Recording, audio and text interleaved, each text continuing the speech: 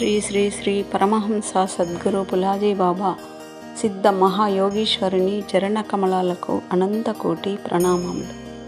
పరమాత్మ భక్తజనులకు నమస్కారములు. ఆధ్యాత్మిక అరుణోదయం. కర్మను ఎట్లా ఆచరించుదరు అనగా, కోరికలు లేకుండగాను దానిని గూర్చిన కర్తృత్వంతో కూడిన సంకల్పం లేకుండగాను ఆచరించవలెను. కర్మరాశి అంతయు జ్ఞానాగ్నిచే నశించును. ఎవరు కర్మఫలములందు ఆసక్తిని వదిలి నిరంతరము సంతృప్తి గలవాడై దేనిని ఆశ్రయించక నుండునో అటువంటి వారు కర్మలందు ప్రవర్తించినను ఒకంతైనను చేయనివాడే అగును.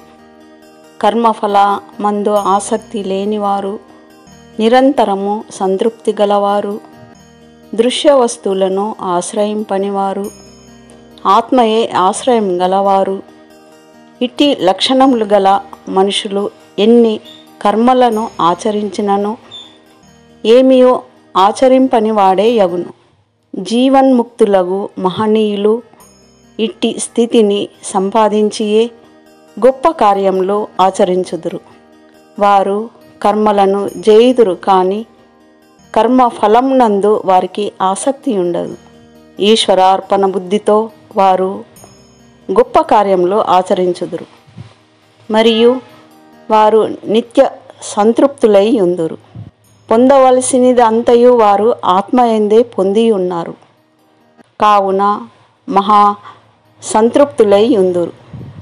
నిత్య సంతృప్తి అని పదంచే వారి తృప్తి ఏదియో ఒక సమయమునకు పరిమితమై ఇండునది కాదనియు సర్వకాలములందును వారు సంతృప్తులై ఉందురు. ఇక నిరాశ్రయత్వము. మహాత్ములు నశ్వరములగు దృశ్య పదార్థములను ఎన్నడూను ఆశ్రయించి ఉండరు. శాశ్వతమగు ఆత్మనే సదా ఆశ్రయించుకొని ఉందురు.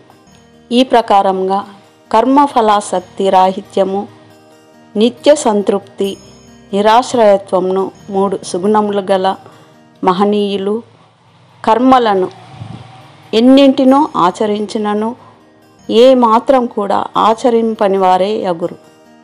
ఇది ఏ కర్మయందలి అకర్మత్వము అని చెప్పినందువలన జ్ఞాని గొప్ప కార్యములను కూడా చక్కగా ఆచరింపగలుగుదురు. జై సద్గురు పులాజీ బాబా. సబ్ సంతన్ की जय.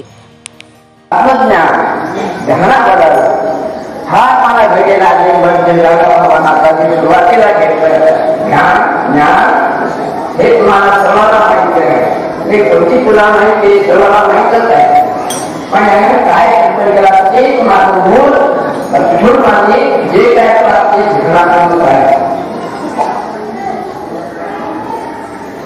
ध्यानावरून ज्ञान झालं, आत्मज्ञान, तत्वज्ञान, ईश्वर ज्ञान आणि ज्ञान.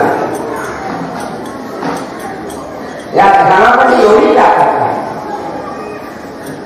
आता हे महाराष्ट्र जे रामकृष्णाची काय करताना सुरू केलं की कोणत्याही गोष्टी मला बोललं नाही. हे मला फार आनंद आहे आणि या शब्दाची आज गरज आहे. अशा महात्म्याची गरज आहे आपल्याला.